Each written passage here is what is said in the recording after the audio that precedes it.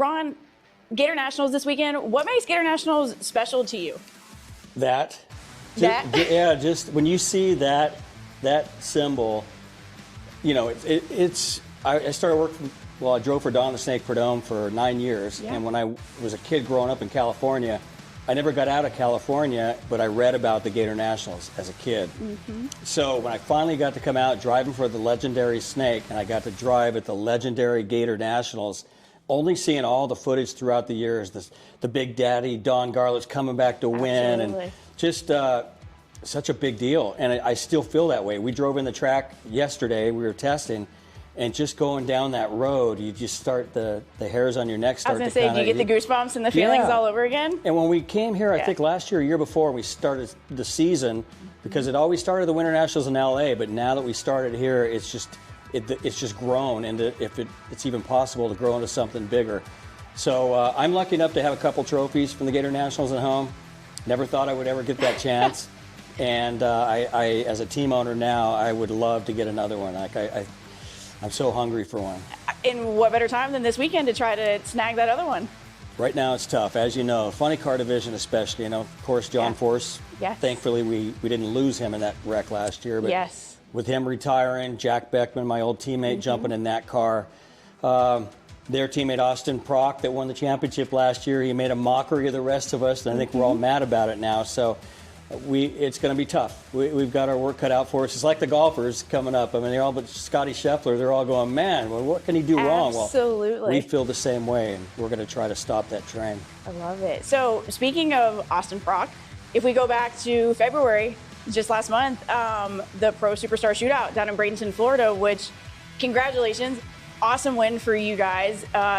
The final was a heck of a nail biter, but you managed to pull it out. So that had to be a great little preseason little win, right? So how's the team feeling after that? Car's performance? How's Guido feeling? We kind of forgot about it, which is good. I mean, we're ready for this race. Yeah. But go back to last year, we struggled a lot. We were trying to change. We won the World Championship 2 years in a row, and Guido, my crew chief, felt like we had to get that next step, much like where Jimmy Prock is with his car. So we had to get there. And we struggled a lot, really, at the beginning of the season. When I saw you guys here last year, we didn't do, to our standards, we didn't do as well as we thought. We battled back for third place in the World Championship. That was great. But to get the start, to win that all-star event, and maybe, now that you mention it, maybe Florida is going to be good to me these first two races, because to get that win was huge. It was an all-star event. You'd love to take that and into the next race, but I'm smart enough to know that that doesn't do anything. You got to put that behind you, focus on this coming weekend, and again, you know, I keep seeing out of the corner of my eye. It gives me butterflies because it's such a huge event. And I can't wait to get on track tomorrow. So Bradenton was a nice little confidence booster, but now we're like, all right, we're focused, and now rolling into Gator Nationals, whole different just aspect. I've been doing this long enough to know. I mean, you celebrate. Then you forget about it and you focus on what's back next. On the grind, right? Trust me, every other funny car driver forgot who won that race. Hopefully. So going back to Gator Nationals, if somebody's never been to Gator Nationals, what would be your biggest selling point on getting people to come out, and what can they experience when they come out? You guys here at Florida, you got so much going on. It's tough. I mean, I know there's Monster Jam, and there's a big golf tournament next week, and you have the Daytona 500 and Supercross last weekend, which I watched. So Florida's got it going on, and you have so much to choose and pick from. If you've never been to an NHRA race, I don't think for the what you spend, the bang for your buck, as we say, there's a better sport or a better day that you could spend with your family. You know, kids 12 and under free for one. But when you come out, I don't have to, I'm telling people at home because I know you know about this, but I'm on my soapbox right now because every ticket you buy at an NHRA race is literally a pit pass.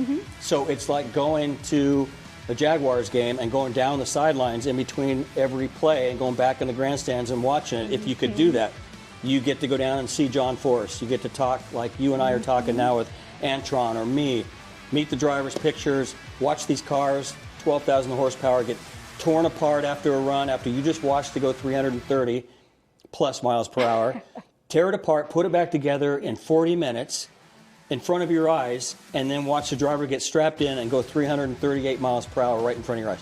You get to watch that many times during the day, and for a kid to see their eyes and walk around the midway in the pit area and the things that they get to see and witness, you cannot ask for a better day.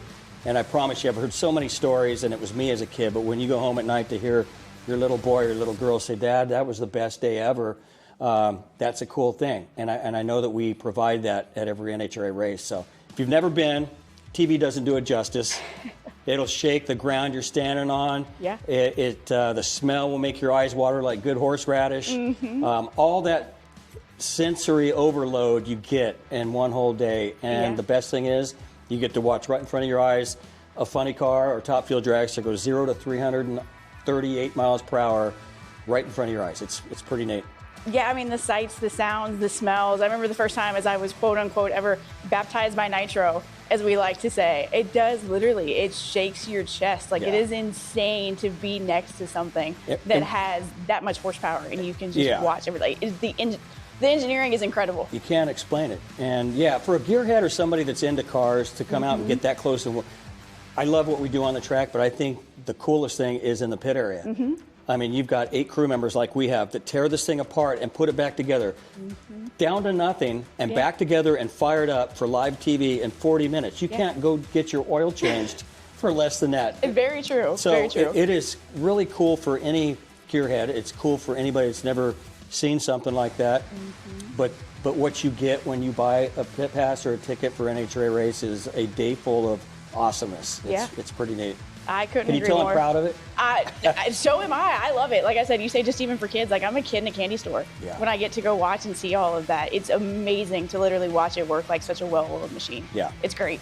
And on top of that, it's the Gator Nationals. Of course. So in your backyard, if you're from around here, it is the biggest, coolest race we have. Absolutely. So now Gator Nationals for you is going to be your 650th event. There you go.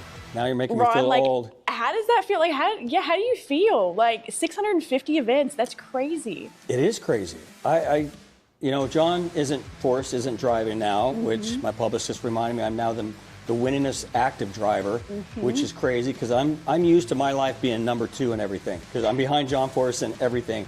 And I'm glad, more than proud to say that I'm number 2 to John Forrest. Of course. Because he's the best there's ever been. Absolutely. Yeah, I don't know. That's a long time. This is my 30th year of driving, and I still feel like that kid, my sophomore year or even my rookie year at times. And I think that's a good thing in the car. I need to be hungry and feel like that. And a lot of times then I'm reminded I'm a veteran. That you are. But I think it's a compliment, all those race wins, all those round wins, those events. It's a compliment to the good people that I've been surrounded by from my rookie year, driving for the Snake, driving for Don Schumacher. All these years I've been blessed to have the baddest crew chiefs on the planet and the old school type of veteran guys, and just have really good crew people. And it's been fun. And now as a team owner, it's crazy. It's too much at times, but it's fun.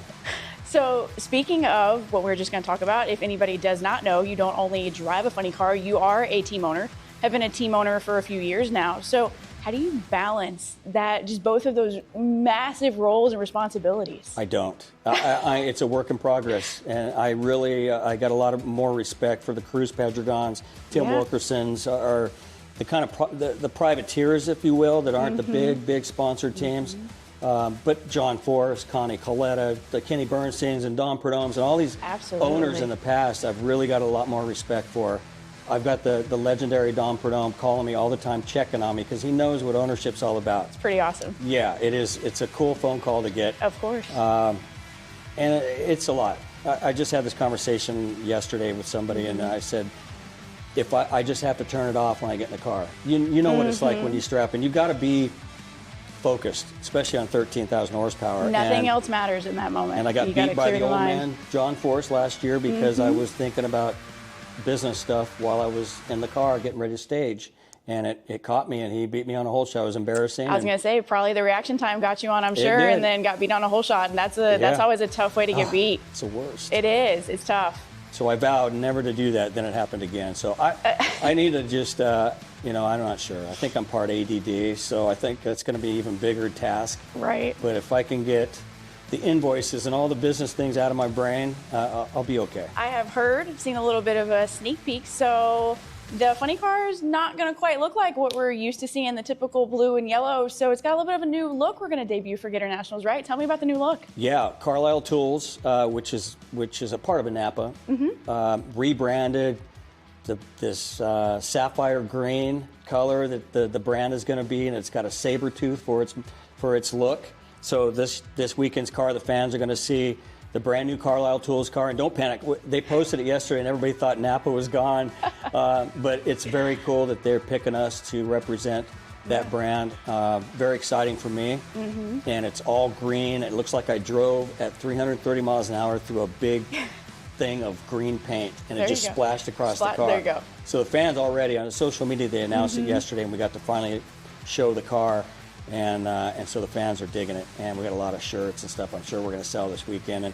And I will be in sapphire green for the weekend. That's what I was going to ask. Are we going to see you in some in some green and black this weekend? Yeah, I got a whole green fire suit that I look like a human highlighter, they told me yesterday. Love it. Love it. It is bright green. So my social media girl was laughing at me because she's the one that called it a highlighter, and so we're going to see what kind of fun she has with me. But there you go. Yeah, it's going to be cool. I think the competitors are going to trip out a little bit because I'm not in the Napa car, and they're probably going to be like, what car is this? So, well, yeah, because it's been iconic for so many years of what everybody is used to seeing. Maybe it'll throw them off a little bit. I mean, maybe, you never know, you might catch them sleeping on the tree. Like a jump. A little bit, there you go, you could. But it'll be fun. So the fans, it's fun to do that at this race to kick off the season at a historic race. It would be nothing cooler than to park that thing in the winter circle. Absolutely.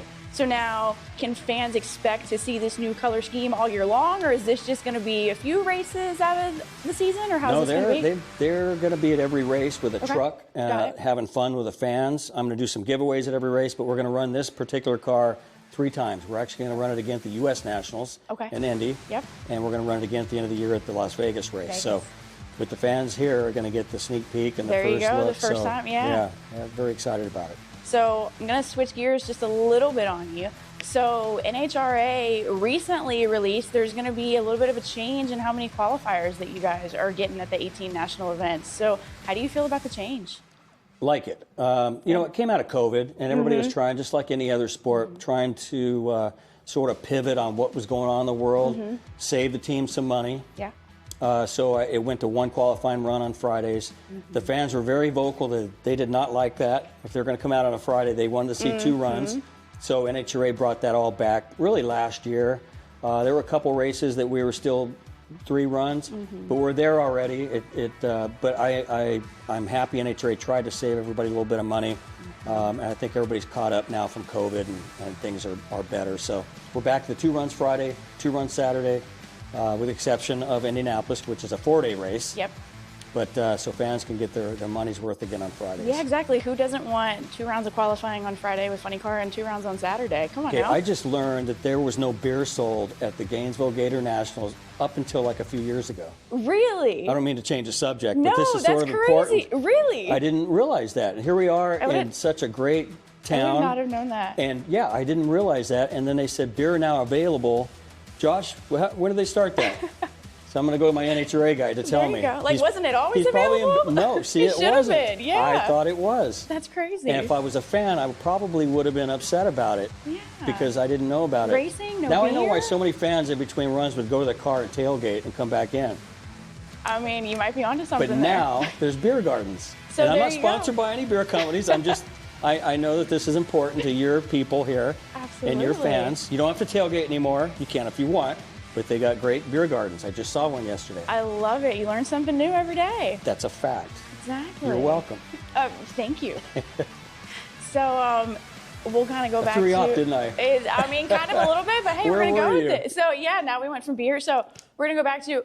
Last year was obviously 30 years for you, so 2025 is 31 years in the sport. Jeez, did you honestly, did you see yourself 31 years ago still doing this? No. I was hired by Don Prudhomme, and I never brought money, which is something now you see in IndyCar and NASCAR. I mean, of course, these younger drivers get rides when they bring money, and it's just a fact that, Formula One's the same thing. So I was very lucky that he saw something in me, and it's starting to leak out a little bit, but we're bringing on a girl to drive in 2026 in a Top Fuel dragster that we're going to add to our team. Very exciting. and it's somebody that I've been watching for a long time. She's 20 years old. She drives an alcohol funny car for her family, and the world's going to get to see her soon. More of her. She became the 100th woman to win last year when they won the event in Seattle. Awesome. So very, very cool. Maddie Gordon's her name. But we, Tony Stewart's in Top Fuel now. It's just the sport just seems to be, as you know, just it's growing and growing. So it's so crazy to see him transition from like the that world, and now he's over. Watching like I said, doing Tony Top Fuel Stewart, I've known him a long time and done dirt racing with him. When you see him smile at the track is weird.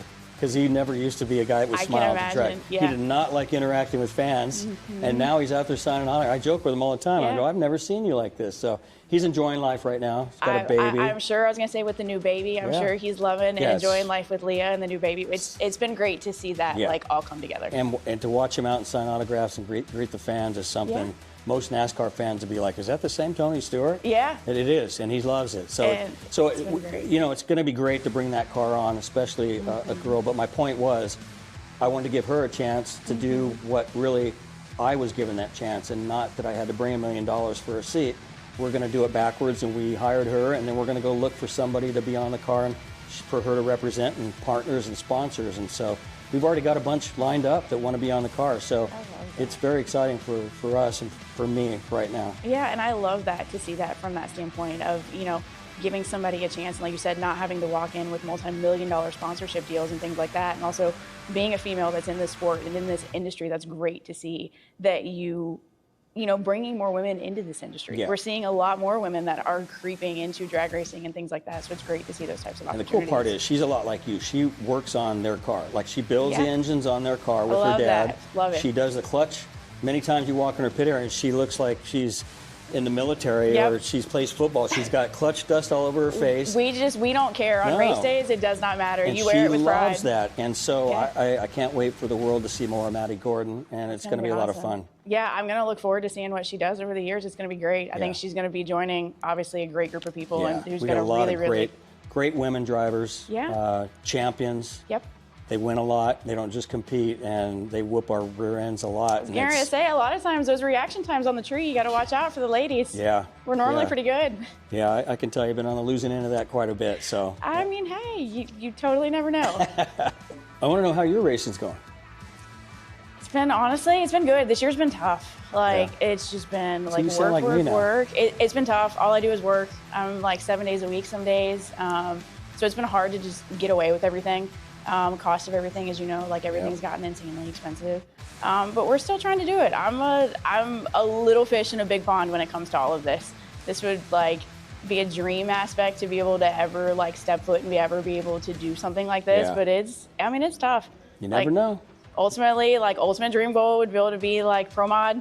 I love the fact that NHRA has finally televised pro mod. I know that was a big fight for a long time. I'm a pro mod girly. I love pro mods. Me too. So yeah, there's something about being in a door car. And there were a whole bunch. We tested yesterday and Tuesday in Gainesville.